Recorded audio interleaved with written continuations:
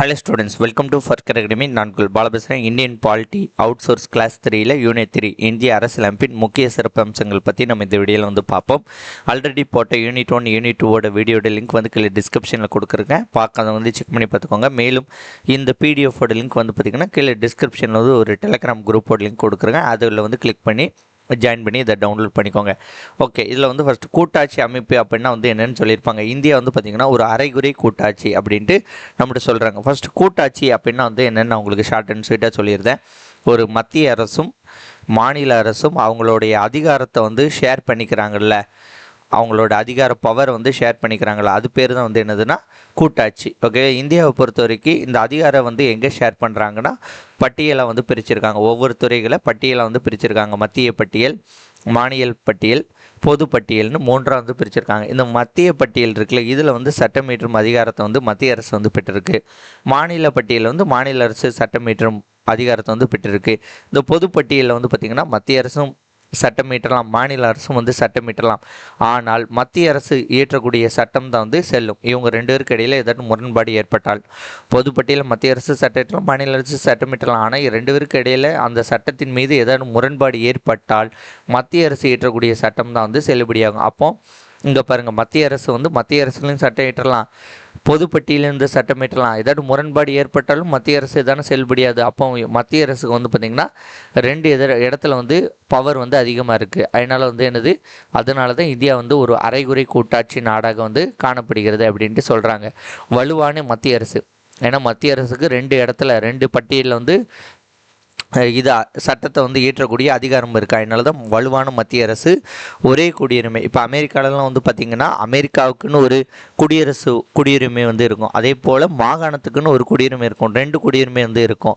ஆனால் இந்தியாவில் பார்த்திங்கன்னா ஒரே குடியுரிமை தான். அதே மாதிரி இந்தியாவில் ஒரே அரசியலமைப்பு தான். அமெரிக்காவில் பார்த்திங்கன்னா மாகாணத்துக்கு ஒரு அரசியலமைப்பு இருக்கும், அமெரிக்காவுக்குன்னு மொத்தமாக ஒரு அரசியலமைப்பு இருக்கும். ஓகேவா, அமெரிக்காவில் நாட்டுக்கு ஒரு அரசியலமைப்பு, மாநிலத்துக்கு ஒரு அரசியலமைப்புன்னு ரெண்டு அரசியலமைப்பு இருக்கும். அதே மாதிரி ரெண்டு குடியுரிமை இருக்கும். ஆனால் இந்தியாவில் அப்படி கிடையாது. ஒரே குடியுரிமை, ஒரே அரசியலமைப்பு அப்படின்ட்டு இருக்கும். அதே மாதிரி அரசியல் அமைப்பின் நெகிழும் தன்மை அப்படின்னு என்னென்னு பார்த்தீங்கன்னா, இப்போ இந்தியாவில் இது வரைக்கும் 106 சட்ட திருத்தத்திற்கு மேலே பண்ணிட்டாங்க. ஓகேவா, இந்திய அரசியல் அமைப்பில் 106 சட்ட திருத்தங்கள் பண்ணியிருக்காங்க. இப்படி சட்ட திருத்தம் பண்ணுறாங்களா, இதற்கு பேர் தான் என்னென்னு பார்த்தீங்கன்னா நெகிழும் தன்மை. அடுத்த, ராஜ்யசபையில் மாநிலங்களுக்கு சமமற்ற பிரதிநிதித்துவம். அதாவது எல்லா மாநிலத்துக்கும் ஒரே மாதிரி இருக்காது. மக்கள் தொகை அடிப்படையில் தான் பார்த்திங்கன்னா ராஜ்யசபையில் மாநிலங்களுக்கு பார்த்திங்கன்னா உங்களுக்கு இடம் கொடுத்துருக்காங்க. அதாவது சமமற்ற பிரதிநிதித்துவம் போன்ற ஒற்றையாட்சி கூறுகளை இந்திய அரசியலமைப்பு கொண்டுள்ளது. அடுத்தது, இந்த கூட்டாட்சி அப்படிங்கிறது வார்த்தை பார்த்திங்கன்னா இந்திய அரசியலமைப்பில் எங்கேயும் இடம் பெறவே இல்லை. பகுதி 1 பார்த்திங்கன்னா இந்திய மாநிலங்களின் ஒன்றியம் அப்படின்னு தான் கொடுத்துருக்காங்களே தவிர கூட்டாட்சி அப்படிங்கிறது வார்த்தையெல்லாம் இடம் பெறல. இந்திய கூட்டாட்சி அப்படிங்கிறது மாநிலங்கள் ஒப்பந்தத்தினால உருவானது கிடையாது. ஓகேவா, அதை புரிஞ்சுக்கணும். அதுக்கடுத்த முக்கியமான பாயிண்ட்ஸ்லாம் இங்கே வருது பாருங்கள். இப்போ மத்திய அரசிலிருந்து எந்த ஒரு மாநிலங்களும் பார்த்திங்கன்னா பிரிந்து செல்வதற்கான உரிமை இந்திய அரசியலமைப்பில் கிடையாது. ஓகேவா, இப்போ மத்திய அரசுக்கும் தமிழ்நாட்டுக்கும் பிடிக்கல, நாங்கள் இந்தியா விட்டு பிரிஞ்சு போகிறோம்லாம் சொல்ல முடியாது. மத்திய அரசோட தான் இருக்கணும். ஓகேவா, அதை கூட்டாட்சி தத்துவத்தின் அடிப்படையில் தான் இந்தியா செயல்பட்டாகணும். மத்திய அரசு கூட நீங்கள் பிடிக்கலையோ அவங்க கூட தான் செயல்பட்டாகணும். ஏன்னா அவங்கக்கிட்ட தான் நிறைய நிதி இருக்குது, வெளியுறவு, பாதுகாப்பு, நிறைய விஷயங்கள் மத்திய அரசு கண்ட்ரோலில் தான் இருக்குது. அதனால தான் இதில் கொடுத்துருக்காங்க. மத்திய அரசிலிருந்து எந்த ஒரு மாநிலங்களும் பிரிந்து செல்வதற்கான உரிமை இந்திய அரசியலமைப்பில் கிடையாது. இந்தியா அப்படிங்கிறது பார்த்திங்கன்னா சிதைக்க முடியாத மத்திய அரசியம், ஓகேவா, சிதைக்க முடிந்த மாநிலங்களும் கொண்ட ஆட்சி முறையாகும். இப்போ ஆர்டிகல் 352 உங்களுக்கு தெரியும்ல, தேசிய அவசர நிலை. இப்போ இந்த தேசிய அவசர நிலை வருதுன்னா இந்தியா அப்படியே தான் இருக்கும். ஆனால் எல்லா மாநிலங்களும் பார்த்திங்கன்னா இந்தியாவோட கண்ட்ரோலுக்கு போயிடும். அதை தான் இங்கே சொல்லித்தராங்க. இந்தியா அப்படிங்கிறது எப்போவுமே ஸ்டாண்டர்டாக இருக்கும். மத்திய அரசு அப்படிங்கிறது மாநிலங்கள்ங்கிறத சிதைக்க முடியும். ஓகே, சிதைக்க முடியாது. நெருக்கடி காலங்களில் இந்தியா ஒற்றையாட்சி ஆயிரும். நெருக்கடி, அதை தான் நான் சொன்னோம்ல, இந்த தேசிய அவசர நிலை. ஆர்டிகல் 356ங்கிறது மாநிலம், 360ங்கிறது என்னது, நிதி. ஸோ இந்த 352 360 இந்த மாதிரியான காலத்தில் 352 தான். 360 கூட சம்பள பிரச்சனை தான். 352 இருக்குல்ல, 360 கூட சம்பள பிரச்சனை தான். 352 தேசிய அவசர நிலை காலங்களில் இந்தியா ஒற்றையாட்சியாக தான் செயல்படும் அப்படிங்கிறத சொல்லியிருப்பாங்க. அடுத்து இந்தியாவில் கூட்டாட்சி ஒற்றையாட்சி கூறுகள் அப்படின்னு இருப்பாங்க. ஏன்னா இந்தியாவில் வந்து எந்த மாதிரியான ஒற்றையாட்சியில் இருக்குது, இந்திய கூட்டாட்சியில் ஒற்றையாட்சிகள் கூறுகள் அப்படின்னா என்ன அர்த்தம், இந்தியாவில் வந்து எந்த விதமாகலாம் ஒற்றையாட்சி இருக்குது, எல்லா மாநிலத்திலும் ஆளுநர் வந்து இருப்பார். ஓகேவா, ஆளுநர் தான் என்னது முக்கியமான ஆள். ஆளுநருக்கு அடுத்தது தான் வந்து என்னது முதலமைச்சர். அதுதான் வந்து இந்திய அரசியலமைப்போட இது. மத்திய அரசின் உத்தரவுகளுக்கு மாநிலம் வந்து கீழ்ப்படியணும். ஓகேவா சார், கீழ்ப்படியணும்னா அது எப்படி சொல்ல, இப்போ இந்த தேசிய அவசர நிலை காலங்கள், பாதுகாப்பு, வெளியுறவுத்துறை, ஒரு சில முக்கியமான விஷயங்களுக்கு மாநில அரசுக்கு வந்து மத்திய அரசுக்கு வந்து மாநில அரசு கட்டுப்படி தான் ஆகணும். அதே மாதிரி மத்திய அரசின் நிதி கட்டுப்பாடை வந்து மாநில அரசு பின்பற்றணும். இவ்வளோதான் நீங்கள் கடன் வாங்கணுன்ட்டு மத்திய அரசு வந்து என்ன நிர்ணயம் பண்ணுறாங்களோ அந்த அளவுக்கு தான் கடன் வாங்கணும். அதேமாதிரி மத்திய அரசுக்கிட்ட இருந்தால் நமக்கு நிறைய காசுகள் வந்து வரும். அதே மாதிரி புதிய மாநிலத்தை உருவாக்குறது, எல்லைகளோட பெயர் மாற்றத்தை பண்ணுறது, மாநிலத்தோட பெயர் மாற்றம், இந்த மாதிரியான விஷயங்கள்லாம் பாராளுமன்றத்தை மட்டும்தான் வந்து பண்ண முடியும். ஒரு புதிய மாநிலத்தை அந்த மாநிலம் நினச்சி உருவாக்க முடியாது. எல்லையை மாற்றணும், இப்போ தமிழ்நாட்டோட எல்லையை கொஞ்சம் கூட்டிக்கிடுவோம் அப்படின்லாம் வந்து நம்ம சொல்ல முடியாது. மாநிலத்தோட பெயர் மாற்றணும், இப்போ கேரளா இருந்துச்சு.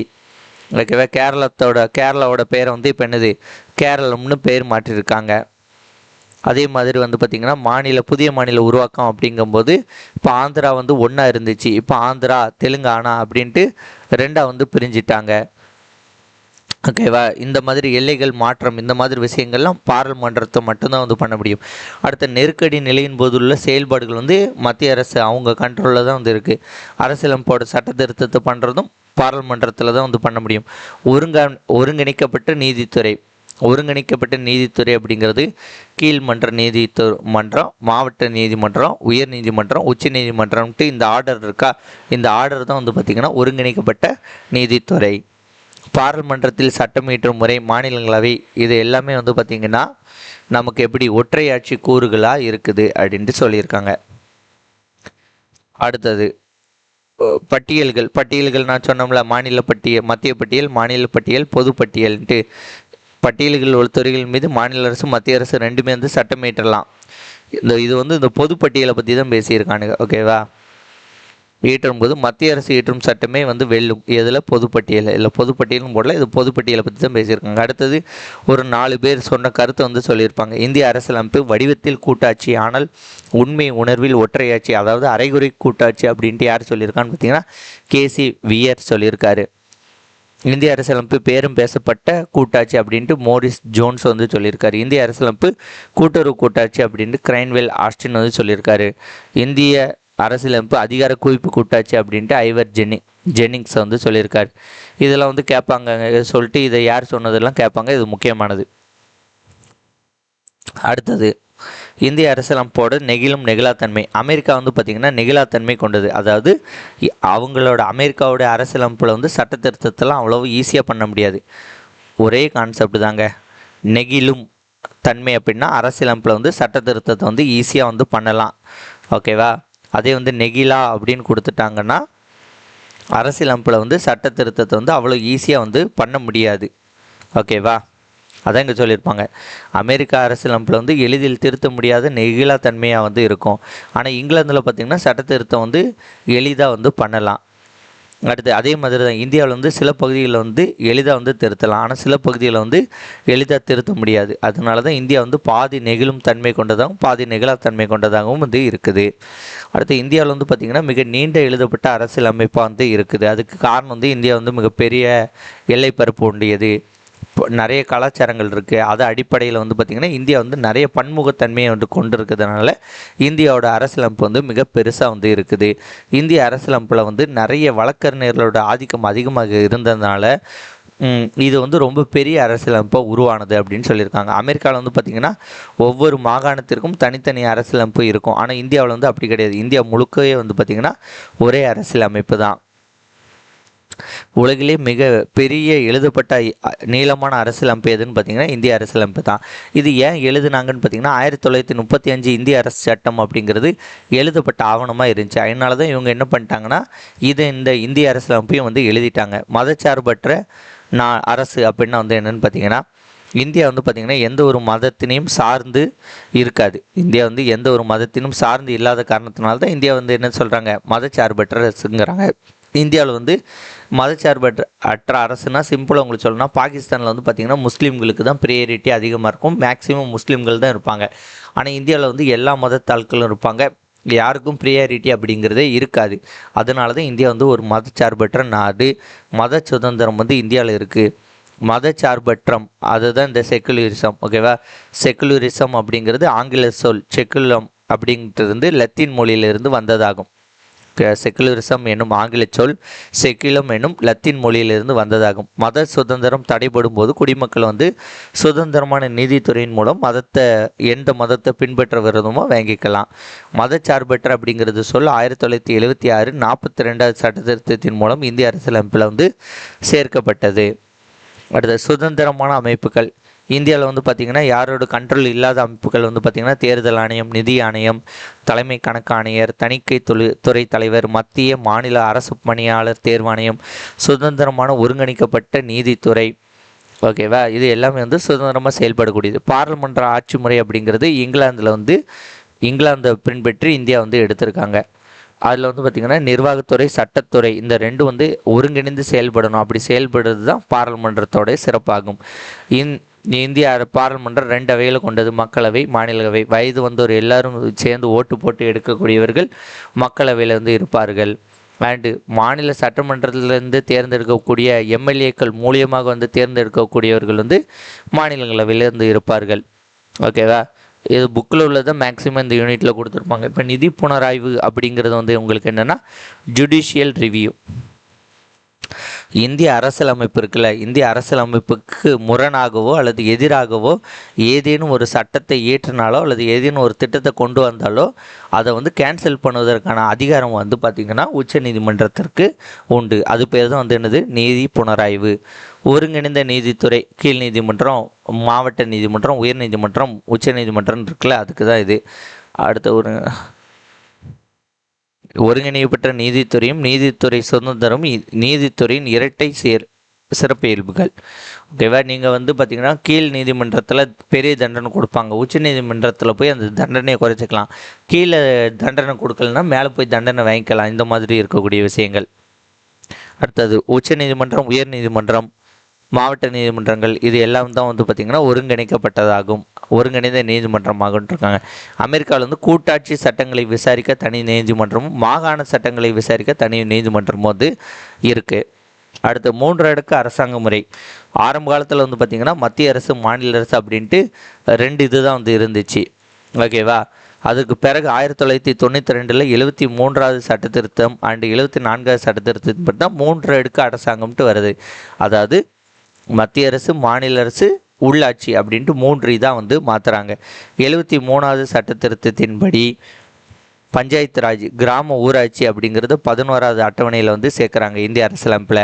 74வது சட்ட திருத்தத்தின்படி நகராட்சி, நகர்பாலிகா அப்படிங்கிறத 12வது அட்டவணையில் இந்திய அரசியலமைப்பில் வந்து சேர்க்குறாங்க. குடியுரிமை அப்படிங்கிறது இந்திய மக்களுக்கு வந்து ஒற்றை குடியுரிமை. அமெரிக்காவிலலாம் வந்து பார்த்திங்கன்னா இரட்டை குடியுரிமை வந்து வழங்குவாங்க. 1955 வந்து இந்திய குடியுரிமை சட்டம் வந்து இயற்றப்பட்டது. ஓகேவா, ஒன்றுபட்ட இந்தியாவை உருவாக்க வேண்டும் என்ற நோக்கத்தில் தான் வந்து பார்த்திங்கன்னா ஒற்றை குடியுரிமை வந்து இருக்குது.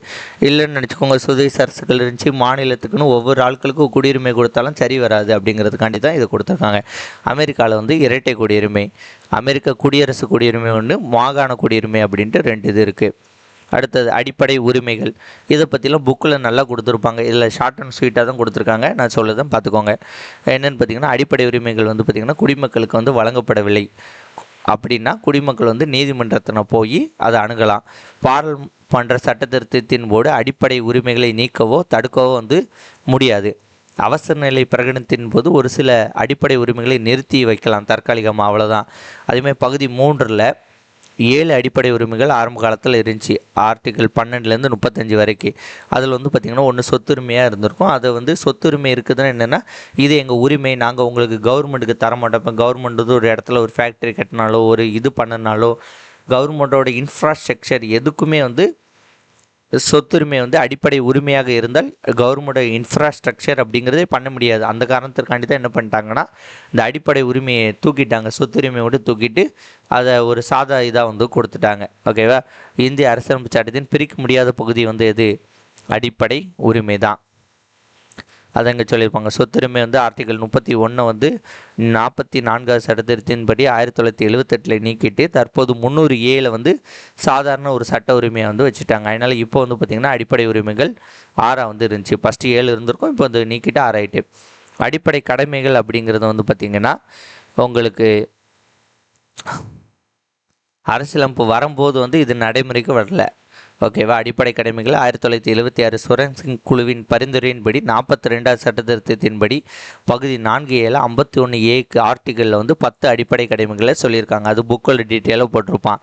2002 86வது சட்டத்திருத்தத்தின்படி ஒரு அடிப்படை கடமை இந்த எஜுகேஷன் ரிலேட்டடாக வந்து ஆட் பண்ணியிருப்பாங்க. அதனால் அடிப்படை கடமை வந்து 11வது. அடிப்படை கடமையை வந்து சரியாக செய்யவில்லை என்று யார் மீதும் வழக்கு தொடர முடியாது. அடிப்படை உரிமை வந்து நமக்கு கொடுக்கக்கூடியது, அது நம்மகிட்ட கொடுக்கலன்ட்டு கேஸ் போடலாம்.